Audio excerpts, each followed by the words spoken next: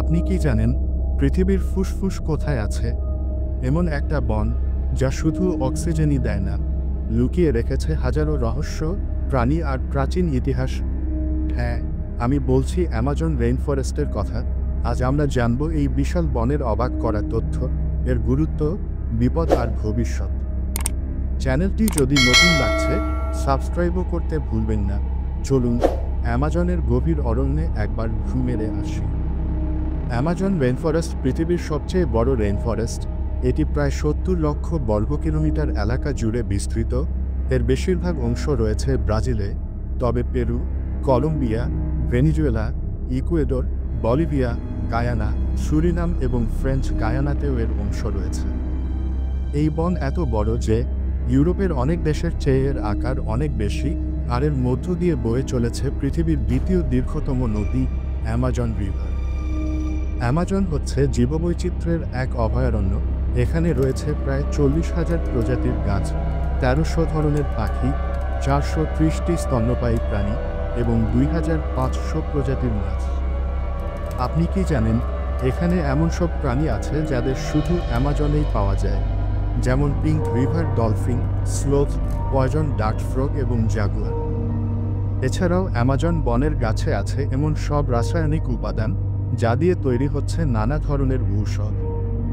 এই বনকে বলা হয় আর্থ এস লাংস বা পৃথিবীর ফুসফুস, কারণ এটি পৃথিবীর ২০% অক্সিজেন তৈরি করে। এছাড়া এটি কার্বন ডাই অক্সাইড শোষণ করে গ্লোবাল ওয়ার্মিং কমাতে সাহায্য করে। অ্যামাজন রেইনফরেস্ট শুধু পরিবেশগত দিক থেকে নয়, স্থানীয় আদিবাসী জনগোষ্ঠীর জীবনধারার জন্য অত্যন্ত গুরুত্বপূর্ণ। এখানে প্রায় ৪০০টিরও বেশি আদিবাসী গোষ্ঠী বসবাস করে, যাদের অনেকেরই বাইরের পৃথিবীর সঙ্গে কোনো যোগাযোগ নেই। কিন্তু দুঃখজনকভাবে এই বনের উপর এখন নেমে এসেছে এক বিশাল হুমকি। প্রতিদিন অ্যামাজনের একটা বিশাল অংশ কেটে ফেলা হচ্ছে গবাদি পশুর খামার, সয়াবিন চাষ এবং উন্নয়নের জন্য। ২০০০ সাল থেকে এখন পর্যন্ত লাখ লাখ হেক্টর বন উজাড় হয়েছে। এতে শুধু গাছ নয়, হারিয়ে যাচ্ছে অজস্র প্রাণী আর গাছের প্রজাতি। অ্যামাজনের একাংশে দেখা গেছে গ্রীষ্মমণ্ডলীয় রেইনফরেস্ট ধীরে ধীরে সাভানা বা শুষ্ক বনভূমিতে পরিণত হচ্ছে, যা এক ভয়ানক পরিবেশগত সংকেত। অ্যামাজন শুধু আমাদের বাঁচিয়ে রাখছে না, সে নিজেও এখন বাঁচতে পারছে না। জলবায়ু পরিবর্তনের প্রভাবে এখানে খরার পরিমাণ বেড়ে গেছে, আগুন লেগে যাচ্ছে প্রতি বছর এবং আগের মতো বৃষ্টি হচ্ছে না।